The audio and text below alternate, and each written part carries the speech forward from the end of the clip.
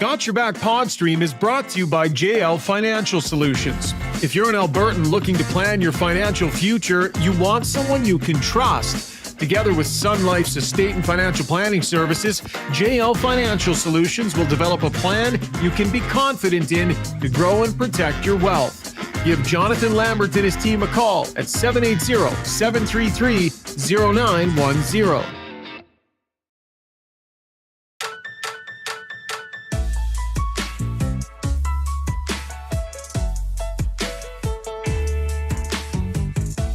Cup is staying in its case, at least for a few more days, or a week and a half. Who knows? Oilers with a huge win, 8-1. Whole bunch of guys came alive tonight, and they are still alive. Welcome to Got Your Back, presented by our title sponsor, Sherwood Buick GMC. Jason Strudwick is sitting tight, ready to break this bad boy down. Rob Brown has wrapped up over on Shed, so he'll be joining us as well. And Chris Sabunia, the voice of the fan, is at the controls in Kelowna. I'm coming at you from our long shot studio here in Sherwood Park. All Oiler game nights, and there will be more. All you can eat wings, $25 a person. Visit Long Shots out in Sherwood Park. And as always, the show is presented by our proud title sponsor, Sherwood Buick GMC. To celebrate this big Stanley Cup Final moment, they are offering an incredible deal on their Sierra 1500s. Get ready to drive away with the best deal in town. How about a 2024 Sierra 1500 for just $450 a month, 24 months at 4.9% financing? Yes. If you're looking for it, go see it. Sherwood Buick GMC, 10 Automall Road on the way into Sherwood Park, or see what they have online at www.gmcpod.com. Struddy, was the rally scarf out tonight, buddy? It was always there. It was always going to be around and rearing its power, like the one ring to rule them all in Lord of the Rings. I got a text from the quizmaster, Steve Dryden, and he was asking me mid-game, is the rally towel out tonight? So Dryden loved the rally towel segment. He was as befuddled as anybody that you made a rally towel and then didn't wear it for the game. The power is just within it, right? It's contained within it. So it's 1-1. The rally towel is 1-1. I don't. Was it the turning point? We'll find out. Let's see in 3 more days. That's funny. Big picture thought here, because we got lots to break down coming up in our breakdown. Zuby, you can hop in here too, buddy. Unless you're getting Brownie ready, you might be on the phone with Brownie there. Struds, how much does this mean? An 8-1 win, like big picture here. We'll go granular in a couple of minutes. But, like, what's the right way for Oiler fan to be feeling tonight? We can cross-reference that with how Zuby is currently feeling tonight. I don't think the score matters to Florida, but I think what matters to Oilers is a lot of their game look like we've seen it in the playoffs, right? Like when they're rolling. So I think that's what matters. In Florida, I don't think they care. It's a lost game. They're going home. They have 3 more chances. But for the Oilers, this is who they are. They scored. They had different ways of doing it. So I think that's very important for the Oilers. Subi? It feels to me like all the things they've been telling us, we can score. They're just not going in yet. Now it feels like they can believe that. I think they did believe it, but now there's some proof. Yeah. So I think it's good. Maybe a little more belief in the message after tonight. Hopefully they're believing. There's definitely a lot more belief on the stream. It's a lot of people says a lot more Oilers in 7 than there has been in the last. I'm seeing a lot of Shania Twain stuff. Was she high five? Like this would have all been on the broadcast, and I didn't see any. Was she high fiving the guys, or was she in the mix? What was Shania's deal tonight? I saw the a little bit of the performance, and she was great. And I saw her in the rink, but I didn't see her on screen until the 3rd period. I might have missed. There were some pictures of her online after in the dressing room, getting a picture with Connor and okay, some of that stuff. I don't know if that's what they're referencing, but there was. Yes, yeah. Well, Adam Desirmaga says, I'm drunk as F right now, but Oilers rock, and I hope Shania Twain is good luck. So there you go, Adam. Adam, don't drink and drive. Get yourself home safely, but definitely enjoy a big win by the Edmonton Oilers. Rob Brown standing by. He's going to hop in here for a second. Struddy, let's break this thing down. Brought to you by Mr. Dirk, the iconic men's clothing store founded in 1939, just off White Avenue and 102nd Street. they've got all sorts of great stuff for your wardrobe, right? You want the fancy dress clothes? Oh, they got some nice suits. I was wearing one of my favorite Yope suits, my favorite brand. They got all kinds of different brands for you. Also great casual wear as well, as Strudy can attest to. So go see Sterling, Dan, the amazing crew over at Mr. Dirk, and check out what they have at mrdirk.com online. I hear that old signal light, or that signal going, Brownie. Is that you in there? You got us? 1 2 1 2. Yeah, I'm here. Yeah, I have it turned up loud because I'm old and I need to be able to hear my blinker. Going back to Shania, two things on Shania. One, I was at the concert. She was absolutely incredible. She looked great, sounded great. I listened. I was there for the entire concert. And two, after the game, she was in the dressing room and she went around and high-fived every guy in the dressing room. Okay. So that's what you're okay, hearing so I missed about. that. So she was in the room afterwards. Yeah. Right on. Good stuff. Okay, guys, let's get to it. I think the place we need to start tonight is with the depth players once again. So weight of the world on the shoulders of these big guns to start, to come through in a different way and try and make an impact and try and, get the offense rolling. And Brownie, I'll start with you because you were an offensive guy that had expectations on your shoulders. What's it like in a pressure moment when you're one of the ones that needs to go out there and do it? You're expected to. And one of the other guys that isn't as much goes and does it. For depth guys to have taken the pressure off the way they did feels massive to me. Well, it's massive for two reasons. One, for the Oilers, you got a Connor or a Leon, the weight of the world's on your shoulders, and if it's not going in for you, you feel like you're losing the game for the team. And so when other players step up, it's like the pressure is relieved a little bit.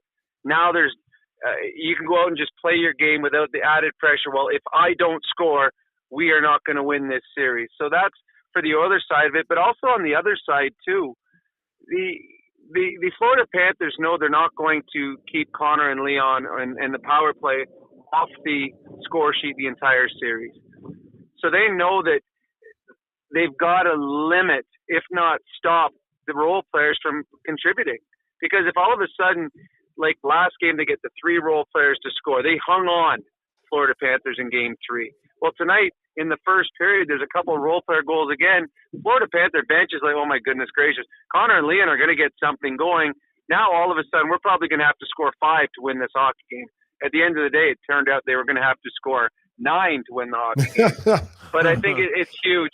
It is huge because it takes pressure off the star players, but it also puts a lot more pressure on the Florida Panthers because now they're like, oh, we got it. We can't limit the role players, and now we know Connor and Leon are going to come. So you just saw it all snowballed on the Florida Panthers today. And at the end of the night, I think Strudwick is right. It doesn't mean a whole lot to them, the 8-1 loss, but that is a huge confident boost for the Edmonton Oilers. Well, last game I said the best line was the Henrique line. They were the best line again tonight, and they rewarded them by starting them for the game. I think they started every period, unless maybe the third I was wrong. But those guys came out, and that's their third line now. That's the third line. They came out and they played so well, and it's inspiring. Like I mean, I was never an elite player, but when you see the worker bees getting it done, you want to jump on that train. You're like, these guys are getting stuff done. They're scoring. They're bringing us energy on the penalty kill. Like it's so important. So I think that I love the strategic placement of where you move the lines, but I love how we started Henrique's line for the game. I thought that was a stroke of genius. Yeah, just a great play by Matthias Janmark there. Finishing. Janmark was so good early on in this game, and I think the depth players given that responsibility, facing off to get a game going, it's like that was an injection of even more confidence for a line that already felt confident. Brownie, I want to talk to you about the combinations tonight. I think they were one game too late in giving Leon Draisaitl more help on his line. I think they should have done it last game, but they did. They moved Nugent Hopkins there and Dylan Holloway. They balanced things out a little bit. So it felt like Leon needed some help, and he got it. What did you make of the changes, and how much do you think they helped? Well, first, as far as starting the Henrique line, I think a big reason they're doing that is now you're disguising when Connor and Leon are coming out. So the opposition, Florida's always going to start either Forsling on defense or Barkov up front. So now you've taken those guys are now covering the Oilers' third line. So either Connor or Leon is going to have, a mismatch when they get on the ice. So that's why they're starting Henrique to start the game. They needed to give Leon a player to play with, someone that thinks the same as him. Having Perry and McLeod come out of the press box and play on a line with Leon Draisaitl, that might be a one-time magical moment for them, but that's not going to be success when you start playing in the Stanley Cup Finals. Yeah. I think it was an easy fix for the Oilers to be able to do it because breaking up Connor's line hadn't scored a goal in the playoffs. So it's not like you were breaking up a line that had been on fire. So it was an easy thing to do. Should they have done it earlier in the series? Yeah, probably. But it was the right move tonight. It paid dividends. And it just now going into Florida, it just gives you pause because now the Florida Panthers have two offensively gifted lines that they have to worry about. And they didn't have that before. They only had to worry about Connor's line because Leon was not playing with players that were, as good as RNH.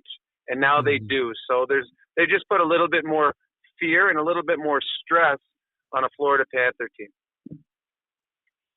Yeah, and Strud's not breaking up the third line.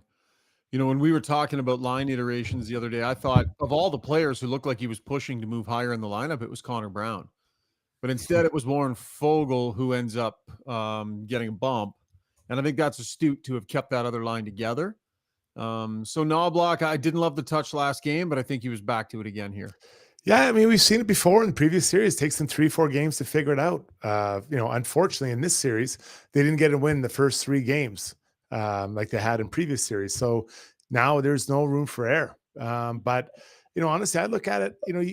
You feel after every game we heard them. We're getting chances. I'm paraphrasing. We're playing okay. Maybe game 2 they didn't say it, but game 1 and 3. It could be 2-1 right now, the series and all that. So they kept saying it, and then tonight they went out and just found a way. Everyone scored. Everyone. I think Leon's the only guy I think that I probably would have liked to have scored tonight if we couldn't. Power play scored. All these guys. Everyone was touching it. Mm-hmm. So I think they should feel good. And their game, they're like, okay, we're on track now. And again, for Florida, they're up 3-1. They've played well, and they I don't think they deserve to be up 3-1, but they are. So now they have 3 games to get it done. So I think they should be confident. But the Oilers' jump in confidence should be massive heading down to Florida, and feel good about their game because everyone kind of got on track. I think their game is on track after tonight. Brownie, what do you think in terms of the step here that the Oilers as a group might have taken confidence-wise because they were basically stuck for 3 games, and it just feels like in so many ways they got unstuck tonight? Well, they were stuck at putting the puck in the net, but as you and I, we got into an argument last game. The Oilers were playing well. They just weren't getting puck luck. Tonight they got puck luck. And there wasn't a confidence issue for the Oilers. There was a confidence issue for Oiler fans. But the Oiler players felt all along, and Knobloch talked about it. After every game, he said, what? I like what we're doing. We're getting our looks. We're getting our chances. He made the point where we've had more breakaways in this series than the entire rest of the playoffs combined. So the Oilers understood that the way they were playing was good enough for them to win hockey games. They just needed some luck. And in the first period, great example. The Oilers are shorthanded. The Florida Panthers hit a crossbar, and then with a wide open net, I believe it was Reinhardt hits a post. That's puck luck. That's puck luck where the puck stayed out, goes the other way. Janmark, his shot was going to miss the net, and he hit Barkov in the shoulder, and it bounces into the open net. So the Oilers finally got some bounces to go their way. They should, in this series, be tied 2-2 by the way the games have gone. But this is a team that has not lost confidence in itself. So I think that they, going forward, why not? Why not believe that this Oiler team is good enough to come back in this series? Their first goal was to get to Florida. They're going to Florida. Their next goal is to get back to Edmonton. Not going to be easy, and the Florida Panthers will have something to say about it. But, to me, the way this season has gone and the story that you'll be able to write about the the season, the 23-24 Edmonton Oilers season, you got to believe that there's still some magic left in this team. Mm-hmm. Struds, how about Dylan Holloway? This was a big, big night for him. Yeah, it was, and he's skating so well, and he's always skated well, but now seems like there's a purpose. You think about the goal he scored from Leon, like he skates up, he presents himself to get a target, then he knows what he's going to do with it once he gets it, right? He seems to be, I hate the term, the game slowing down for him, but I think he's more aware of the situation he's in prior to the puck arriving to him. And I mean, playing with Leon also helps, but he's finding a way to make those things count. He's being physical. He's hitting. He's getting hit. Like, he's just everything you kind of want in a young, bigger skating player. He's just noticeable on the shifts. Last game I didn't think he particularly had the best game. Didn't play very much tonight. He was out there regularly. And Brownie, he's just young, full of excitement, and every shift you're getting something from this big guy tonight for sure. Well, and I think he's being put in the right position for him to succeed. He's a top 6 player, has been his whole career in junior, in college. I know that you have to earn your stripes at the National Hockey League level, but the goal that he scored, the backhand goal on Bobrovsky, that's not an easy play. The way he took the puck and then in full speed and be able to move from forehand to backhand that quickly to get it, that's a goal scorer's goal. And nothing against line mates in the bottom 6, but those players aren't making the play to free him, to spring him like that. So he's been put in a position to have success, and I think he's, A, got the skill level to be able to do it, and B, he's got the confidence. When he went down to the minors, no player wants to go to the minors. And I've been there, Struds, you've been there. Every time you get sent to the minors, you don't believe you belong there. But when he went down there, he came back a different person. He came back confident. He became back assertive, and we see that in his game. And you think of what this Oiler team is if they didn't have 2 guys from the minors, Broberg and Holloway, in their lineup. How much this team has changed because those 2 players are in there. Can't see either one of them being taken out of this lineup. And the contributions they're making. But Dylan Holloway, I thought, was outstanding in this hockey game, and the kid's only going to get better. That's the great thing about watching Dylan right now. This is his coming out party here in the playoffs, and he's going to be better next year and the year after and the year after that. Yeah. And because of the experience he's getting in these playoffs and in these finals and playing in big moments, that's going to pay dividends huge as he moves on in his career. Did you look at how many minutes he played, Struds? Have you seen? Yeah. I was going to say, how many did it feel like he played? Yeah. Yeah. He was, because what he had, was it 16 or something? Buddy, he was 12:36. No, tonight?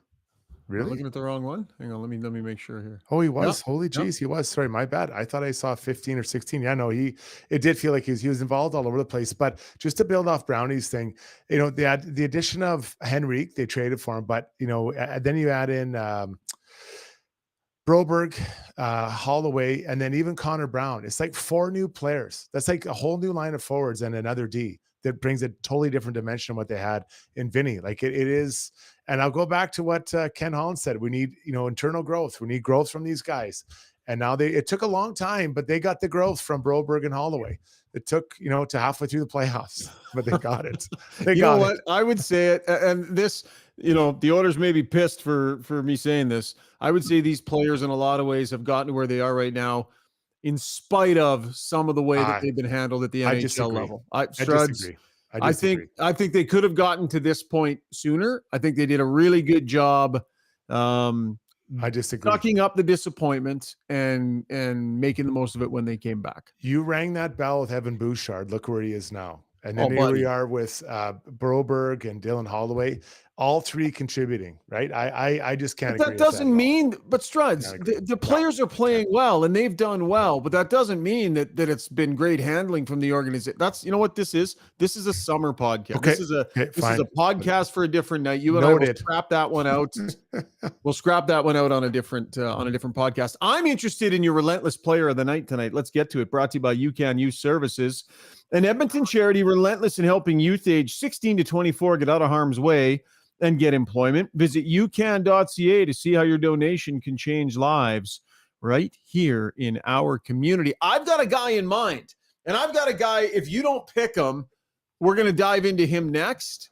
But Strudy, I'm curious to see if you maybe have the same guy I have. I'll credit someone on Twitter named Patrick Burr, B-U-H-R. It's the only kind of paint I use.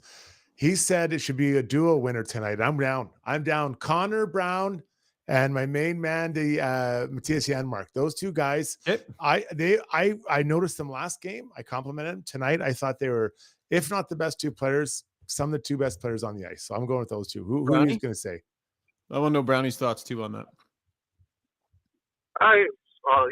There's a lot of different players that could have been relentless tonight. Connor McDavid was outstanding in this hockey game tonight as well. But yeah, they were the two best players on the ice, and there's a lot of pressure on the Oilers star players, and we talked about that earlier. And the ice was broken not by Connor, not by Leon, not by the power play. The ice was broken in this game by Janmark and Connor Brown. So 100% Struds. Those are the two guys that were definitely relentless and a big reason the Edmonton Oilers got off to the start they did. So I'm not saying that he should have been the relentless player of the night, but I'm going to shine a little light here on number 2, Evan Bouchard. And I'm going to ask you this question, Struds. When did he become kind of menacing to play against?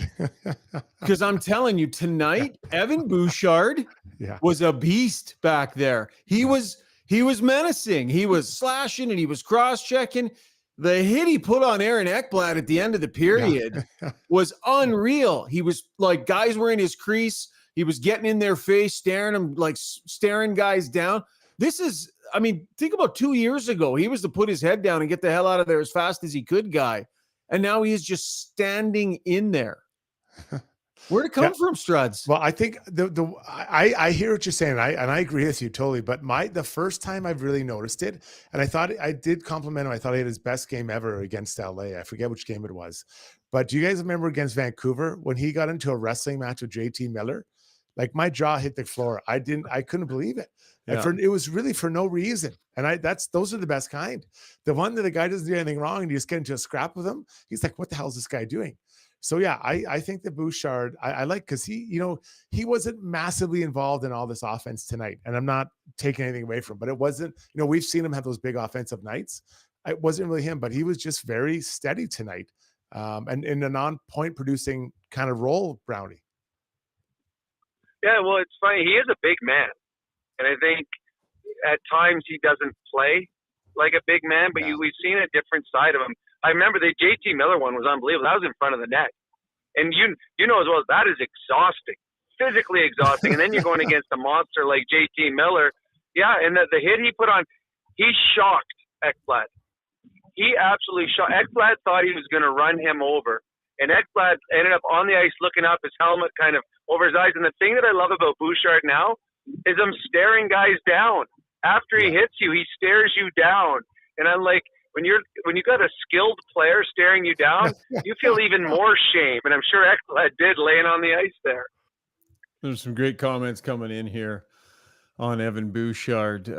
Somebody said old Bouchard left his body after that chokehold from Ekblad. I mean, Strudy, you were hard on him for that chokehold, for the way he reacted out of that. Somebody else said maybe getting choked out on national television was motivation. T.I. Ekblad choke made him mad. I liked it. I thought he showed gamesmanship tonight. 20 minutes, 24 seconds, 6 hits. And on a night where he wasn't in on a ton of the offense, he was noticeably in the fight for me. So that's why he gets a little tip of the cap for relentless player for me. Okay, before we go to break, Zuby, you want to hop in here and we'll tell people what we have going on with our DeBoer's YouTube poll, brought to you by DeBoer's Golf Shop and Fitting Center, aiming to help you play better golf with fitting instruction, after-sales support, and merchandising, clothing as well. Celebrating 25 years. Check out the great pro shop, 5311 99th Street in Edmonton. What do we got tonight for the fans, my friend? All right, well, let's spin it positive. Something positive happened. We're going to spin it positive. So I said, what's the best reason to keep hope alive? And these are your choices. Skinner standing tall, McDavid breaking through, depth players contributing, or Chris Knobloch's record after 3 straight losses. If anyone watching the broadcast might have seen this, I'm sure it's been out there elsewhere, but 3 times this season with Knobloch as coach, the Oilers suffered 3 consecutive defeats. They went on an 8-0 run, a 16-0 run, and a 5-0 run. So that was the result following 3 straight losses. More than enough wins to get them through this series if they were to pull any of those off again. So I thought that was really interesting. So that's the 4th option on the board tonight. And there's been some chatter about that on the chat as well. So people, obviously, we know our fans, they're dialed in, but that's just a quick explanation on that 4th choice there. Yeah, sounds good, buddy. And we will have the results of that poll coming up in our Ask Us Anything segment. Still lots more to break down here. We are going to hear from some of the players. We're going to hold off on player sound, though, until our Take a Lap segment. So that'll be after our takeaways, but we got brownie points and Strudy's world and all sorts of great stuff coming up. So quick break here and right back with takeaways. The fastest growing male grooming company on the planet just got even better. Backscape 2.0 with a revolutionary friction fit handle makes the razor easy to pop in and out to shave not only your back, but anywhere on your body. And those hard-to-reach spots just got even easier with the new ergonomic design. Backscape's new titanium shave head makes for a smoother, more comfortable shave that respects your skin. Backscape 2.0. Stay smooth, gentlemen. On paper, my life looks exciting. In reality, not so much. Every day it's same old, same old.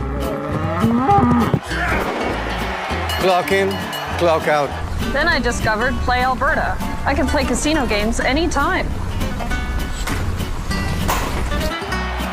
Bet on any game.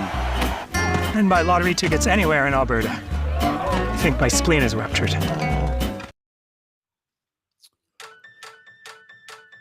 Let's get to our takeaways from tonight's game, brought to you by FG Promotions, your place for all corporate and team merchandise, apparel, jerseys, gifts, golf tournament prizes. Corporate customers even get personal discounts on golf gear for their employees. Be a great boss.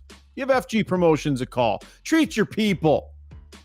FGpromo.ca is the website. You get 10% off your first order when you mention that Got Your Back sent you.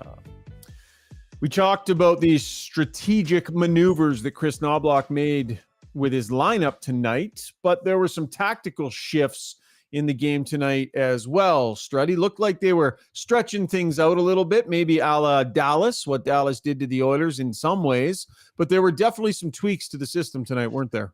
Yeah. So what happens, generally speaking, is up the strong side, the Panthers are pinching down every time on that winger. And, credit the D of the Oilers. They get it up to those guys decently, under pressure. Again, this everything's under pressure. So they do a good job of getting up there, but under pressure.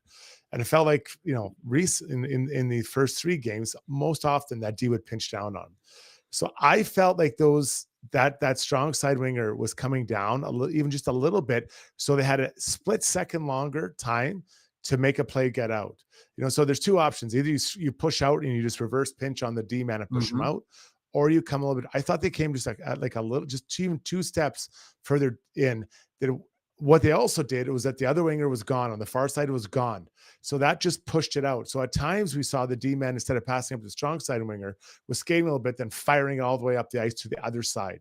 So it was a nice adjustment there. And Brownie, you're a more accomplished winger than I was, but what did you see there? Was it similar to what I saw, or would it look different to you? Well, I like how you explained it. When you have a defense that pinches, and they pinch all the time, you want to either meet the defenseman right at the blue line, so that if there is a battle, if he is pinching, at least you're getting the puck over the blue line, or you want to come down as low as you can in your own zone and dare that defenseman to come down. Come on all the way in here if you can. Now if we flip it out, the defenseman flips it out, now we've taken that defenseman right out of the play. So the Oilers did that, but you just touched on it. You think about it, the Holloway goal was a long stretch pass to Leon Draisaitl on the far boards. The Henrique goal was Janmark up at the far blue line, stretch pass. The McDavid goal, it was a long stretch pass up to Hyman. So the Oilers were stretching them out and then bringing guys with speed. So when you stretch a guy out, that defender is coming back, and he's kind of standing still because you're high, the defender's high. Now if you got a guy sprinting through the middle, you're catching a defenseman flat-footed, and you're in a race. And we saw it tonight. Holloway, McDavid, Henrique, they won the race to the net, and that created goals. So I know that you guys talked about it, and Strudy just mentioned it. As the series moves on, Knobloch makes adjustments. He sees what works, what doesn't work.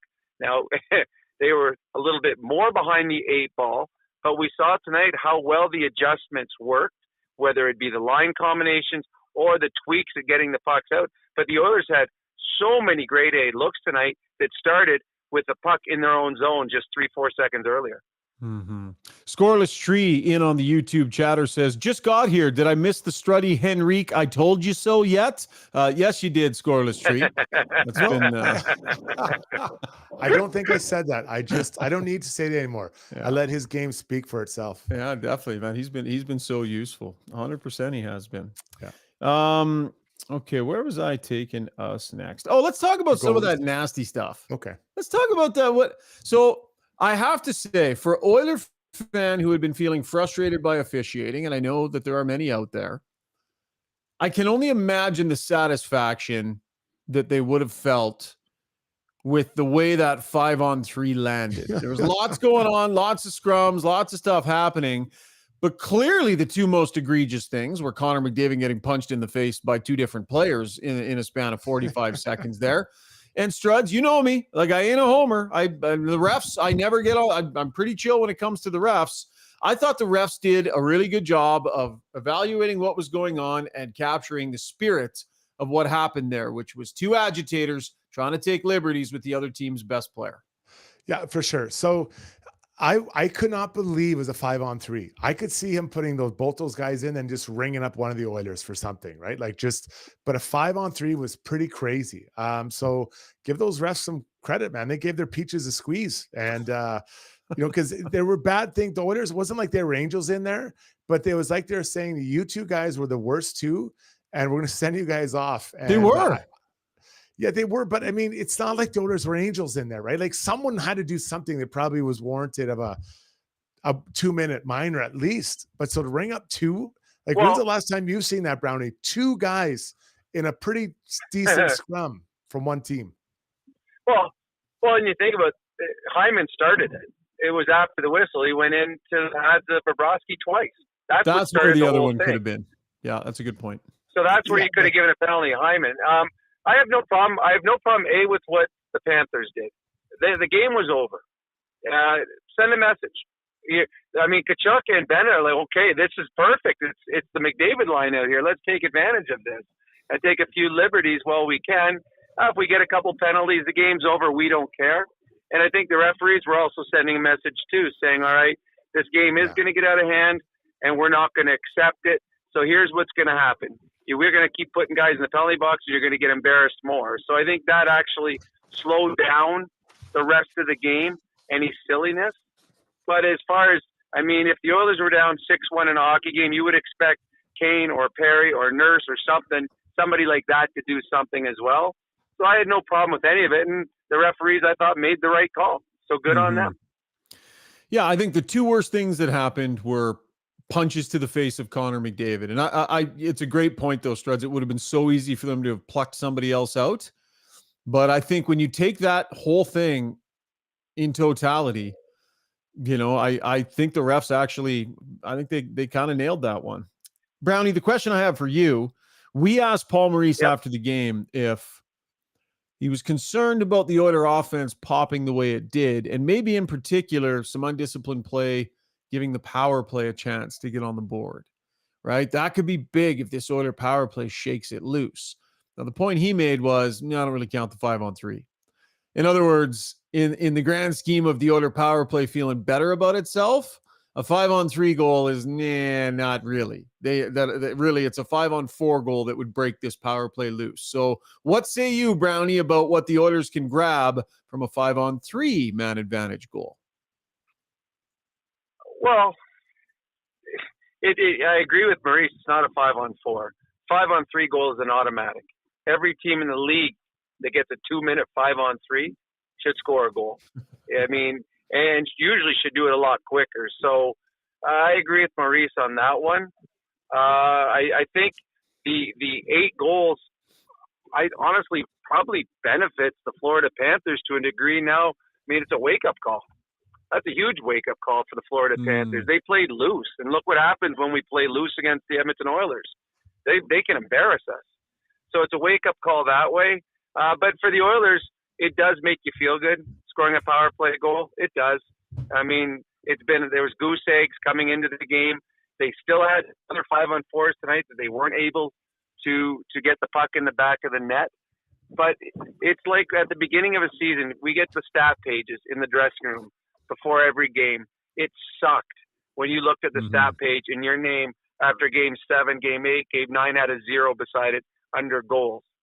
So it would suck every game that the Oilers are talking about. We're 0 for 10. Now we're 0 for 12. Now we're 0 for 14. They now have a 1. They've scored a power play goal. So I will give them a little bit of confidence.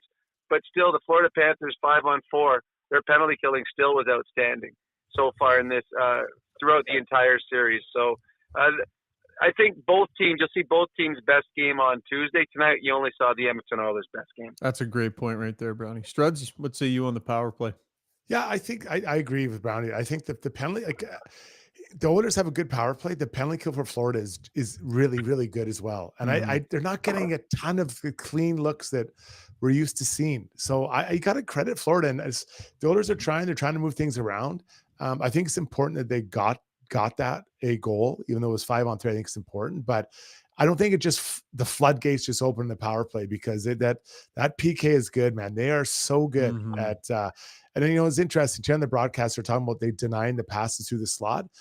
They're doing a good job because they press up high, and usually when you press up really high, that opens up the space behind you. But they're able to get back into that space and take away those passes. Like they're doing a hell of a job. Honestly, credit them.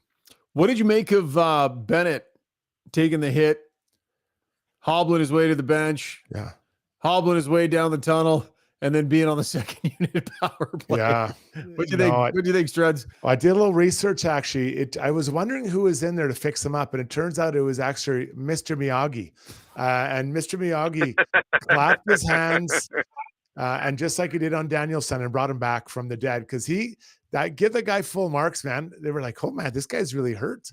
Dragging him off the face, the beard, the bald little head. It was like, oh my God, this guy's gone. And now he just walks back out like nothing. So no, that is, if I'm a ref and I'm watching, I'm like, okay, good to know. Noted. Brownie? Yeah, I mean, it looked ugly. It looked ugly when he got hit there. But I mean, to me though, players in the National Hockey nowadays are so tough that, I mean, there's guys playing right now in this series that got something broken. Both teams have someone on their team right now with something broken. You won't find out about it till 10 days from now.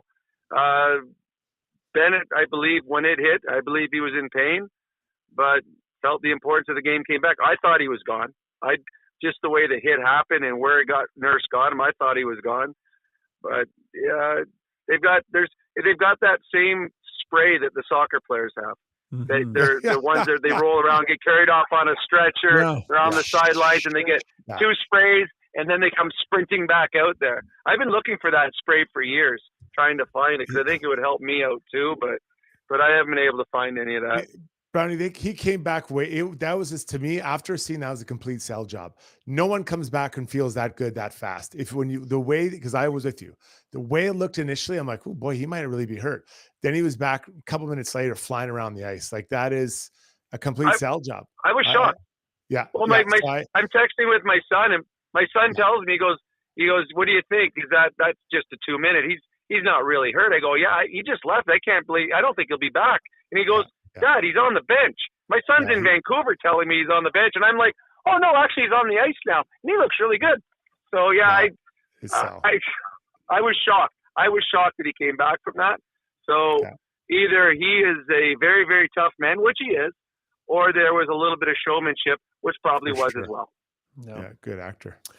All right, let's get to Brownie Points, brought to you by Hamel's Premium Jerky. If you're looking for a snack to bring to the next watch party, look no further than Hamel's Beef Jerky, locally owned here in Alberta. Shipping so fast, you can satisfy the savory craving right away. 14 flavors to choose from, and available in bison, turkey, and pork jerky. For the remainder of the playoffs, $99 for 3 pounds of jerky with free shipping. We got a got your back code as well online at albertajerky.com. 14 flavors. And Brownie, you recommend the...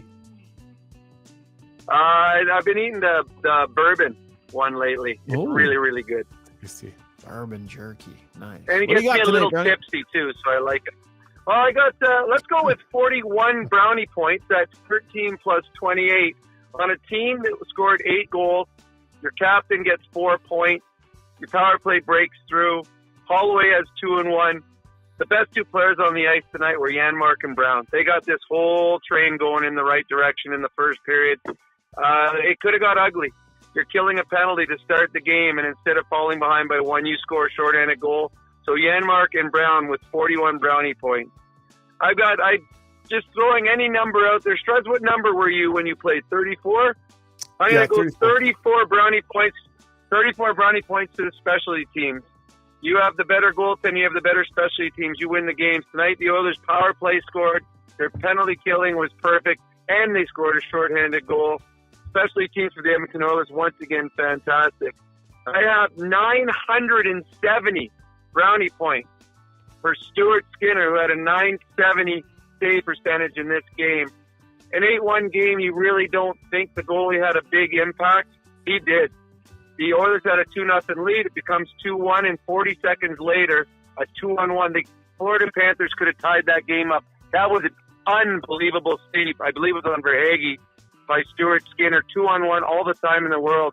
That save may have changed the complexion of this game. I've got 55 brownie points to Dylan Holloway. You saw tonight with a 2-1-3 game, 2 goals, 1 assist, 3 points. The hands and the speed. That's what makes this kid special, why he's going to be a star in this team for many years. And finally, 32 brownie points for Connor McDavid. Tonight, he just passed Wayne Gretzky for the most assists in a single playoff season. We're seeing magic. We got there. I hope this series gets extended, because when you start passing Wayne Gretzky in playoff records, you got something special going on. So Connor McDavid gets 32 brownie points, as he has now got the most assists in the history of the National Hockey League in one playoff season. So hopefully he's going to add to that in the next couple of games. Yeah, I'm glad you took it there, Brownie. I was going to ask you about that before we let you go, because that's really something. I mean, Struds, like, the perspective on that is nuts. Like, McDavid putting up points, breaking Gretzky's records with this generation where the offense is so different. I mean, that's unreal. I just never thought Wayne Gretzky's record would get broken. And I guess that's maybe a little bit narrow-minded, but I'd heard that a few days ago. I'm like, I can't believe this. This is unreal that he's doing it. So you're witnessing greatness. These are the golden days, Oilers fans. Enjoy them. Yeah, 100%. 18% in the face-off circle, though, tonight, Struds. I was wondering if you were going to point that out. Yeah, I noticed there's a few. It wasn't the best day in the old face-off time today. Whatever, man. You're rattling off points like that, breaking Gretzky's record. Sure. Hey, Brownie, who cares about face-offs? Hey, Brownie, face-offs. Well, face-offs, that's like practice. No one cares about practice. No one cares about face-offs. Just produce, baby. And Connor McDavid produced tonight. And what I love about him with his 32 assists is he seems to know what to do with the puck. Should I shoot or should I pass? Well, I'm going to pass because I'm the smartest player in the world. 32 times someone has put the puck in the net because Connor McDavid made the right play. All right. We'll give you final say on that one, Brownie. You get final say on that one. The great Rob Brown. Thanks, pal. We will chat. We'll figure out when our next podcast is. I don't know yet. I got a bag to pack here. So we'll chat. I'm pretty excited. Pretty excited we get to do another podcast because the Edmonton Oilers have extended the series. Yeah, 100%. Thanks, Brownie. Talk soon, buddy. Take care, guys. Okie dokie. Okay, when we come back, actually, do we want to do Strudy's World right now, Zubri, or do we want to take a lap and then Strudy's World in the same segment? Up to you, pal. You want to do Strudy's World now? I'm driving the bus. No, let's give Strudy a little bit of a minute to think and to build this up a little bit. So we will do Taking a Lap and Strudy's World, both coming up in the next segment. Okay. Okay, go to break. Got it. For over 60 years, Belvedere Golf and Country Club has been delivering a high-quality golf experience to Edmonton and area. This beautiful private club, located on Highway 21 just south of Sherwood Park, occupies 160 acres and presents a challenging yet adventurous 18-hole design.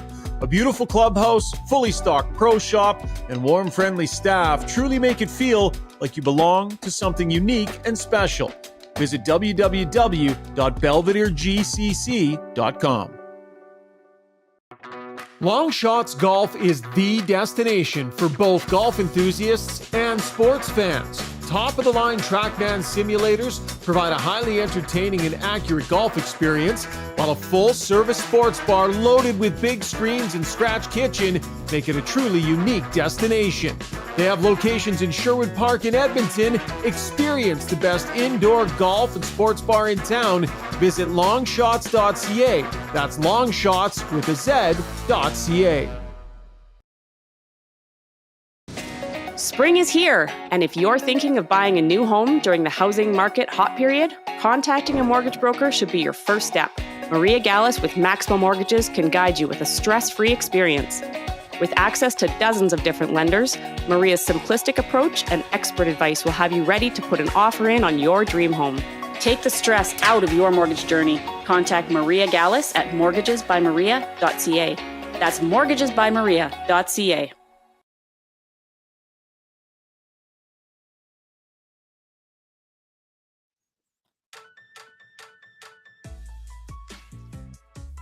Let's keep the Oiler content rolling. Time now for Taking a Lap, brought to you by Backscape, the fastest growing male grooming company on the planet. It's even better with the Backscape 2.0. The new friction fit handle lets you effortlessly snap the shaver in and out to touch up all different parts of your body. The titanium shave head gives a nice, smooth, comfortable shave that respects your skin. For Father's Day, how about 30% off the starter, advanced, and deluxe kits at backscape.com. What a great deal. Stay smooth, gentlemen. Brownie touched on it in Brownie Points there, Strudy. Stuart Skinner. I think the greater conversation on the goaltending, though, is about both nets. There was a real big swing here tonight. You chase Bob and you solve him, and at the same time, Stuart Skinner really digs in and pulls one of his better performances of the playoffs out. It feels like a real big swing. I don't know which guy you want to start with, but there's conversation points at both ends of the ice tonight. Well, I'll start the easy one. Stu Skinner. The score won't reflect the impact he had on this game. If you didn't watch the game and you're just looking at the box score, oh, great, he had 8 goals. Of course he won. Well, he had some timely saves, and I think that's the difference. He had some timely saves early, and that I think is just him continuing to kind of figure out the Stanley Cup Final. At the other end, though, the Oilers have now scored, well, not all of them, but 10 goals in the last 4 periods. And, what is it? 6 of them are on Bobrovsky. So that's 6 goals in like 2.5 periods on Bobrovsky, I think, if my math's right, or maybe it's 7. Either way, so it's one thing for Bobrovsky now thinking, okay, they're starting to get it.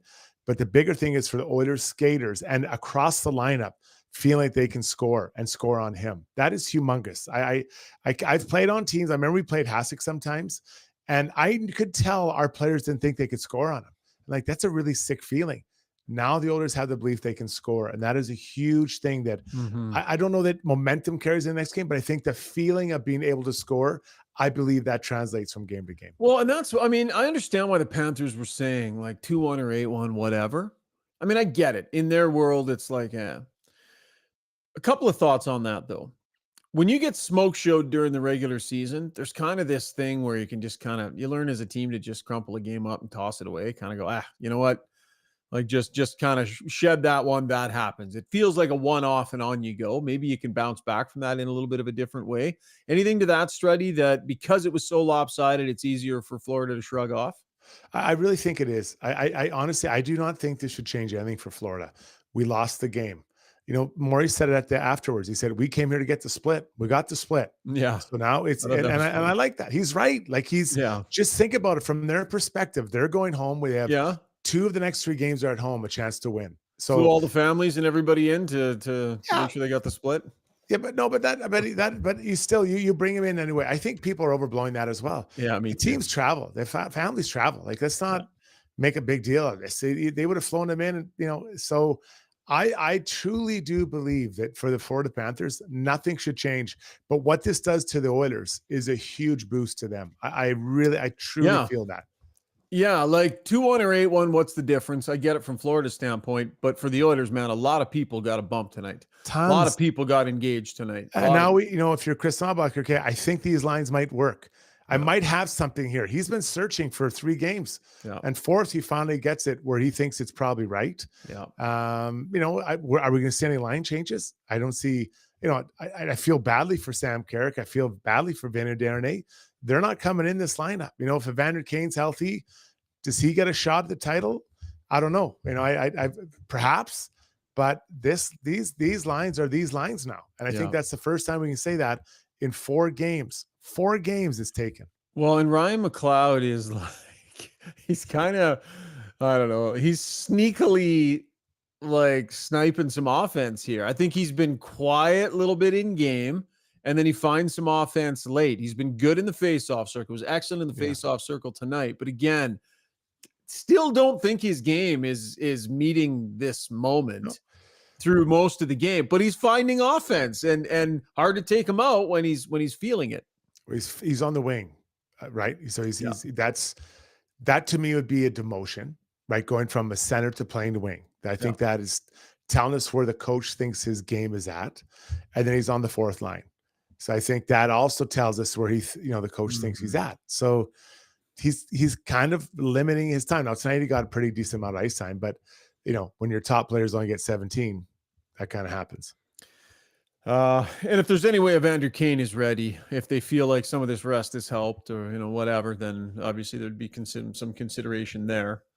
Don't know how likely that is at this point, but if he's back to being able to give you some decent minutes, Struds, you definitely got to do that, don't you think?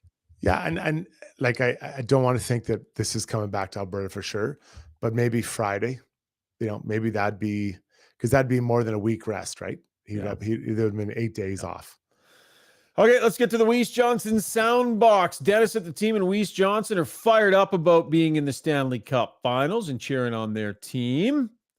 Maybe thinking that cup drought in Canada will come to an end. They're giving away a free 16-SEER air conditioner if and when the Oilers win the cup, according to them. Enter now at weiss-johnson.com. Hit the Contact Us button and tell them who your favorite Edmonton Oiler is, and you'll be entered into a draw to win a brand new air conditioner from Weiss Johnson. I made a mess of that one. That was all me. I mucked that thing right up.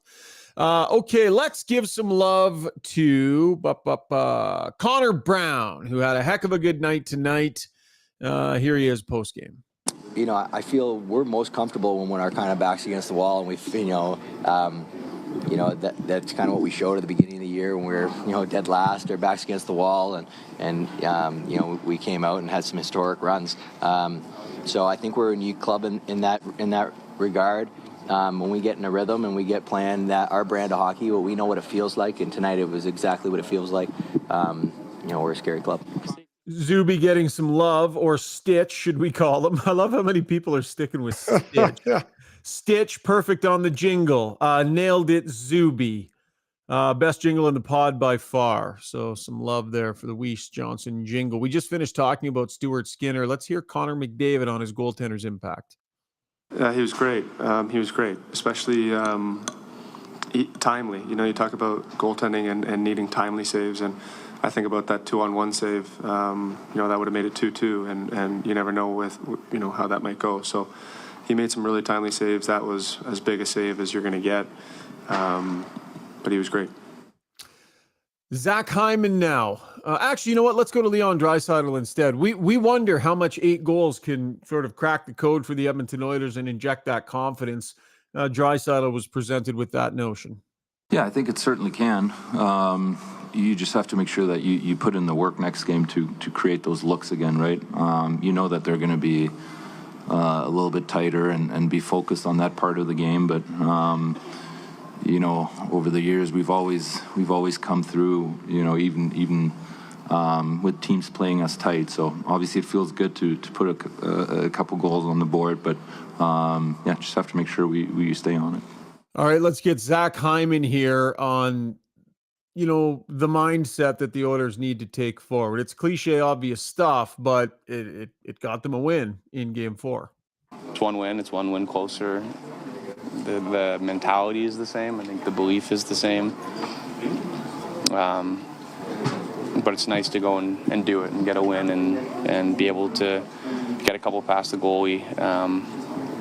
And show, you know, that we can do it and put a little bit of a doubt on the other side. So it's a good one. I love Connor McDavid tonight post-game too, Struds. He said we need to go down there, do a job, and drag them back to Alberta. I like that. I thought that was good.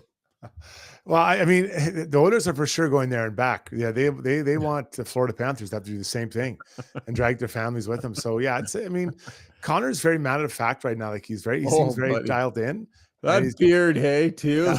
You know what? I haven't said this. I love how the Oilers have grown beards. Like yeah. I just think it's so great. And I don't know whose idea that was.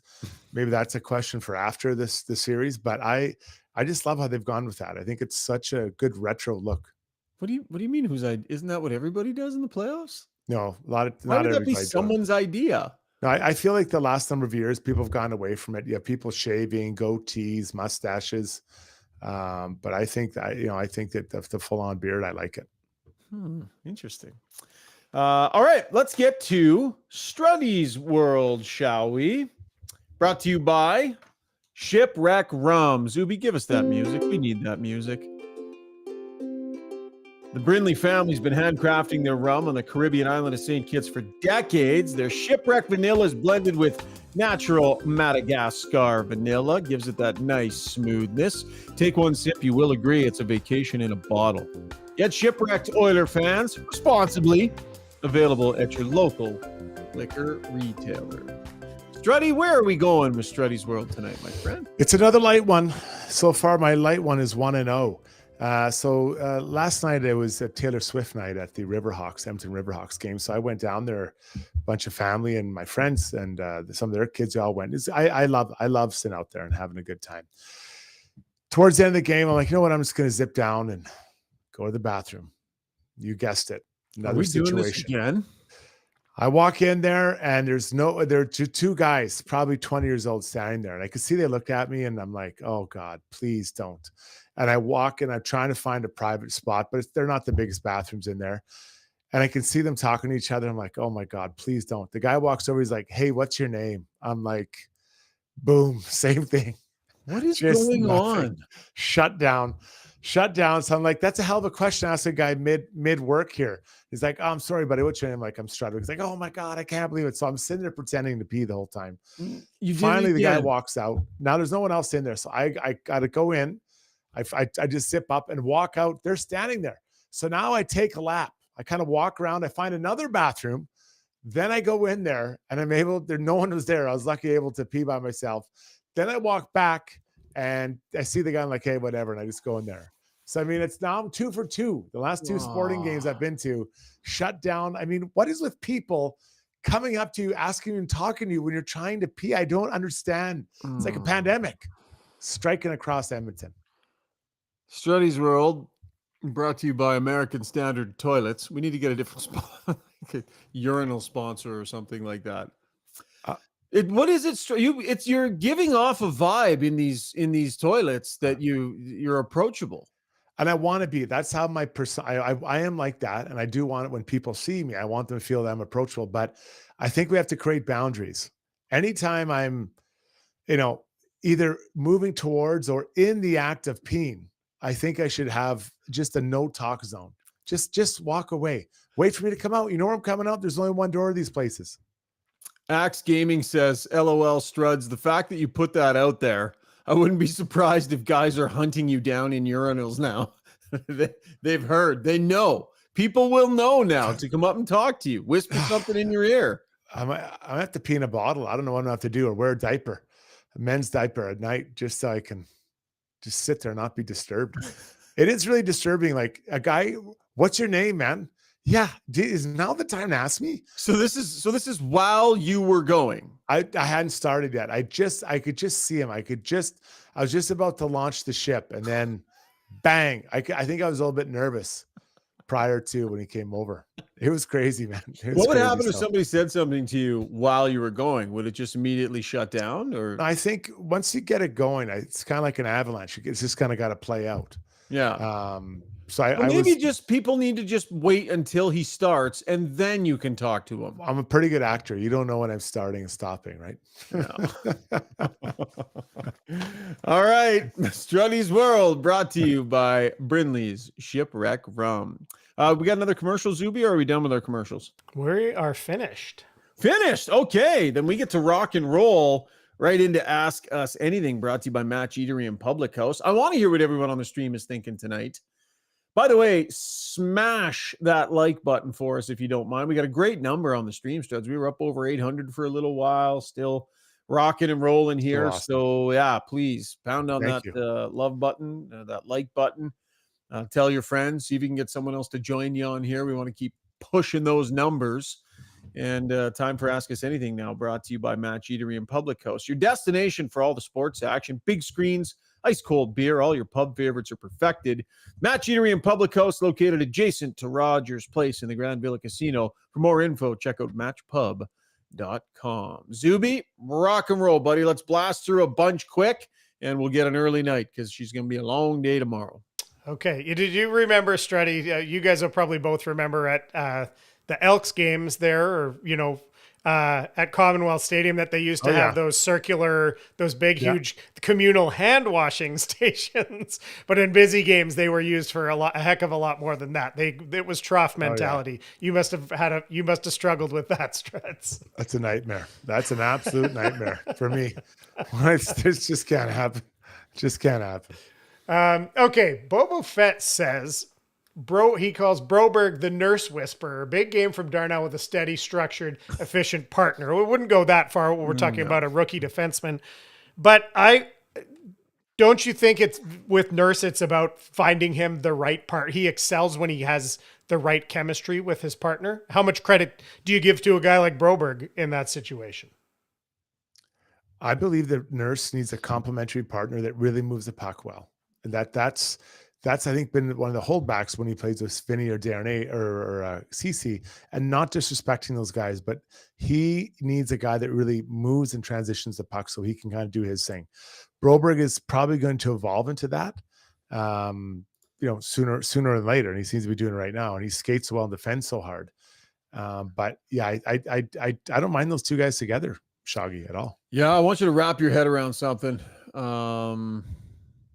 1602 at even strength for Darnell Nurse, 1504 for Philip Broberg, 1824 on the night for Broberg, 2003. Like, Philip Broberg is within a minute or two ice time wise with Darnell Nurse, and I know they were partnered together, so it's going to be similar. But my point is, if I'd have told you at the start of the playoffs Philip Broberg was going to be in the 20-minute range, 18, 19 minutes, like, he has done such a good job. His mobility out there, Struds, like his ability to take 2 or 3 strides and cover distance is really something else. And it really makes him stand out there. Yeah, and he uses it. He's starting to understand how to use it, especially on the rush, and kind of surf over and squeeze guys off. Yeah. He's really kind of. I actually thought he had game 3. I thought he was really nervous his first shift. He probably touched the puck 5 times and gave it away 5 times, and then he kind of settled in. So, but you're going to see that from young players. Zoom it. Mike DeSotels says, did you see the giveaway stats? The Oilers had 19 to Florida's 10. Just curious if the Oilers have another couple of gears, or at least something to clean up, something to think about. I imagine probably lots of those were in a few little stretches they're trying to get out of their zone, but still down considerably in the giveaway numbers. Can they clean that up, Struddy?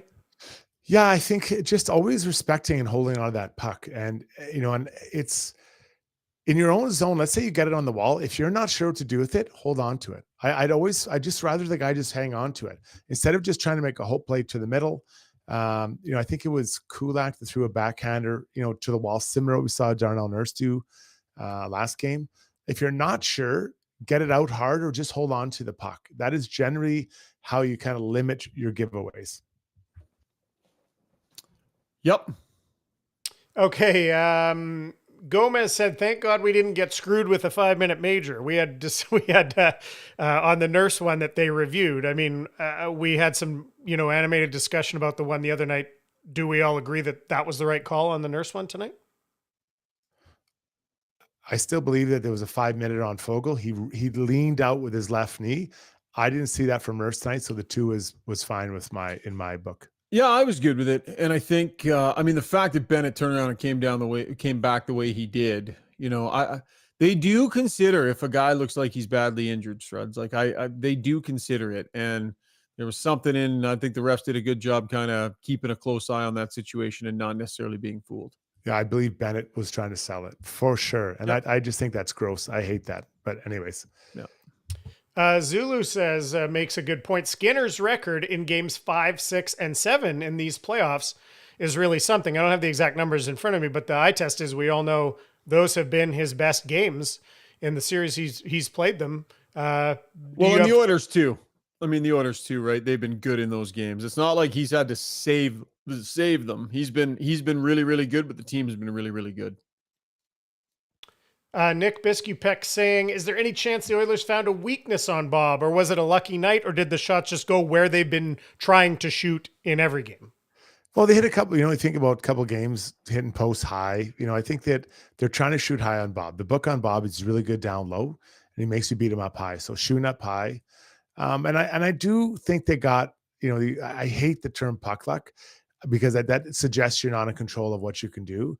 But I think that when you continually do the right thing over and over again, eventually you get rewarded. And I think we saw that tonight. Yeah, no, definitely. A couple more, buddy, and then we'll do the poll. Okay. What did we see? Chris R says, "I don't think Corey Perry is effective in back-to-back games anymore. Even with 2 days, a travel day, but 2 days before the next game. Do you agree with that? Do you think there's going to be roster changes, or will they only be injury related?" For the Oil, I wouldn't change a thing, unless it's Kane, but I don't know. I don't think it can change that quickly. So unless they have the same person working on Sam Bennett that they, for Kane, I wouldn't change a thing. Yeah. Shaggy? Yeah, I'd probably roll it back. Corey Perry, there were a couple of moments in the game tonight for Corey Perry. Like, he was at 1341. Like, I think you're overthinking it if you're swapping him out at this point. I think he's been effective enough to keep in there. Yeah. Okay, a couple of quick hitters. Dave Morley says, "Oilers lost 8-1 in the first game of the season. Look what it did to them." We say this is a game they can flush, but it's an interesting coincidence too, how badly that seemed to affect the Oilers' psyche early in the season. Well, if the Oilers get a couple early next game, Struds, like if the Oilers get on the board first, I definitely, you talk about momentum, and nobody really believes that momentum carries over, but I believe personal momentum can carry over. How you're 100%. feeling coming out of last game and how you feel going into the next one. How you feel if you can score. So Bobrovsky has been the difference in the first 3 games. He's been the best player in this series. Yeah. They got to him tonight. If they can get to him next game, and let's just say they get to him and they win like even 3-1, but they score 3 on Bob. Now all of a sudden that's two and that'd be, I guess you can't really, but let's call it 2 games that you've got to him because I didn't play this whole game. And you're coming back to Edmonton for game 6. If I'm the Oilers, considering the situation they're in, it couldn't be a better situation. Yeah. Okay. Brass tacks here. Tango says, "Can the Oilers actually come back? Let's give it a percentage. Your personal belief percentage of likelihood the Oilers win 3 straight." I can't. Yeah, like it is. This is the thing. Like, it's a cliche for a reason, Struds, but I really got the sense from the Oilers, and Zach Hyman kind of explained it. I loved how honest he was. He basically said, and this is before the game, if you let yourself think about trying to win 4 in a row, it's too much. It's too big. But do you feel like you can just go win 1 game? Of course you do. The Oilers, over the last 48 hours before this game, I'm sure their minds went to the idea of trying to win 4 in a row, Struds, and they probably didn't feel great about that. They know the odds. They know it. Yeah. But I feel like they would push that out of their minds, and they absolutely had earned the confidence as a group to feel like they can just win a game. And you just keep it small. It's got to be small, manageable pieces. Any goal you have in life, it has to be small, manageable. Yeah. And I think that was the first. And for next game, it's what I said earlier. Win the first 10 minutes, guys. Win or tie the first 10 minutes. Let's just get through that. Then let's get through the next 10. Don't even think about what's going to happen later. Just that small, manageable piece of the pie. Yeah, in terms of putting a number on it, like it's still long odds. Like no question, it's still long odds. But do I think the Oilers? It's long odds to win the next 3, but do I think that the Oilers can go get the next game in Florida? Yeah. I mean, after what they did tonight, I would say yeah. So I don't know. It's too hard. They're capable of doing it. Assigning a number to it would be really hard. Yeah. Because it's just so impossible. Yep. All right, buddy. A number of people bringing up too on the same topic that Fernando Pisani, he was on the broadcast tonight and he talked about winning 5-minute. He talked about breaking the game up into 5-minute segments and winning 5-minute segments. Yeah. And a number of people have brought that up. Everyone seemed to like that. What was that like for you, Struds, when you were 14 minutes between shifts? How were your 5-minute segments? Well, I didn't have to play in the playoffs. We didn't do that in the regular season. But in play, you got to figure something that because the mind can't handle such a big input, right? You have to make it small and easy. Let's do the DeBoer's poll, pal. Yeah, really quickly. Best reason to keep hope alive. Depth players contributing, winning with 41% of the vote. McDavid breaking through, 24%. Skinner standing tall, 21%. And that stat about Knobloch's record after 3 straight losses, 12%. 444 votes. We were up over 800 at one point in time on the stream. Over 2,000 have visited on YouTube alone. So great numbers tonight. And thanks to everyone for chipping in on the poll. 100%. By the way, it was an apple. For those of you wondering what I was snacking on tonight, my crazy commitment to being a specimen continues. So I had a little apple and a little cheese tonight. Time for our Play Alberta play of the day. Finals fever is here, and it's all about your home team.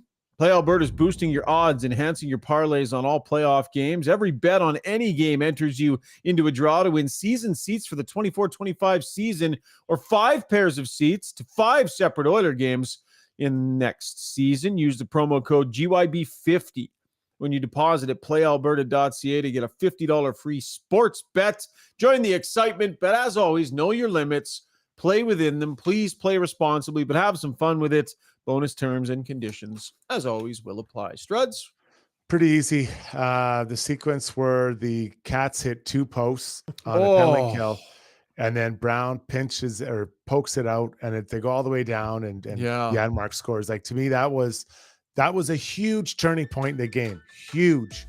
Even though it was very early. What a sequence, man. That was something. Massive. Skinner needed a little bit of luck tonight, but then dialed himself in. How good was Skinner in that third period in particular, Struds? Yeah. I know the game was out of hand, but for him to have played the way he did, even with the game out of hand, I thought that meant something. And I think he needs that. I think he needed that because he hasn't had it in the final.